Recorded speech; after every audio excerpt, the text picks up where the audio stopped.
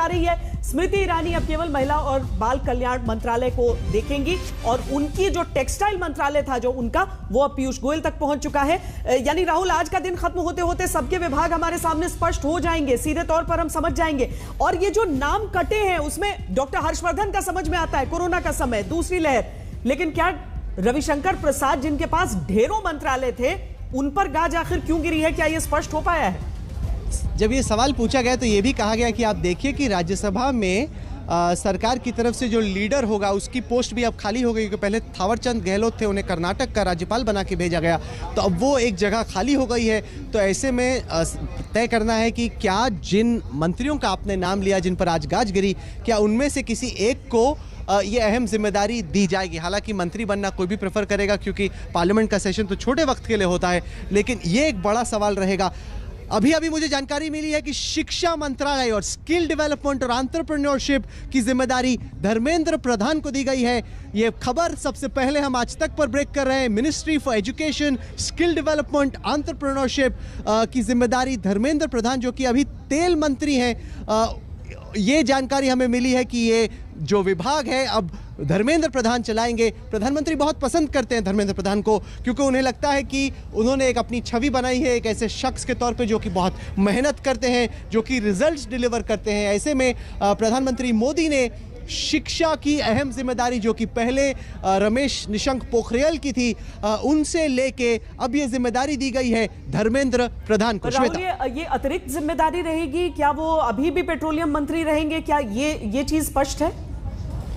मुझे नहीं लगता कि वो पेट्रोलियम मंत्री रहेंगे, क्योंकि अगर होता तो जो जानकारी मुझे मिल रही है उसमें ये स्पष्ट होता कि वो पेट्रोलियम के भी मंत्री रहेंगे। कंसोलिडेट किया गया, क्योंकि आप देखिए जो पीएम ने मैसेज दिया कि मैं सिनर्जी चाहता हूं इंडिया टुडे ग्रुप में। श्वेता, आप जानती है कि सिनर्जी बहुत अहम है, ताकि एक आदमी से ज़्यादा काम ज़्यादा से ज़्यादा हमारे चैनलों पर करवाया जा सके। वही सोच प्रधानमंत्री मोदी अपनी सरकार में भी डाल रहे हैं, तो प्रोफाइल पोर्टफोलियोज को ज्वाइन कर रहे हैं काम के हिसाब से। तो ऐसे में शिक्षा, स्किल डेवलपमेंट और एंटरप्रेन्योरशिप को जोड़ के एक मेगा विभाग बनाया गया है, जिसकी जिम्मेदारी उड़ीसा से आने वाले सांसद धर्मेंद्र प्रधान को दी गई। और कहीं ना कहीं उन्हें नवीन पटनायक के बाद मुख्यमंत्री के तौर पे उड़ीसा में डेवलप करने की भी कोशिश हो रही है, इसीलिए लगातार उनका कद भी बढ़ाया जा रहा है और प्रधानमंत्री उनके काम से बेहद खुश भी हैं। पुराने जो मंत्रालय, जो अहम मंत्रालय संभालने वाले हमारे मंत्री हैं, यानी कि उसमें भी अभी फेरबदल संभव है? हो सकता है कि वहां पर भी कुछ फेरबदल हमें, चाहे चूंकि अब एमओएस फाइनेंस अनुराग ठाकुर को एक फुल कैबिनेट मंत्री रहेंगे, उनका प्रमोशन हो गया है, बहुत कुछ फेरबदल हम देख सकते हैं, या पारंपरिक तौर पर जो अभी तक चल रहा है वही चलता रहेगा? कुछ इसको लेकर संकेत हैं? श्वेता, आप क्रिकेट की फैन हैं, आप गोगली फेंक रहे हैं या फिर बाउंसर? इस सवाल का जवाब देना बेहद खतरनाक है। हम वैसे ही जितनी भी खबर है वो पुख्ता तौर पे सबसे पहले आज तक पर ही ब्रेक कर रहे हैं, तो मुझे लगता है कि ज़्यादा होशियारी इसमें होगी कि जो गारंटीड और 100% सही खबर है हम उस पर जोर दें।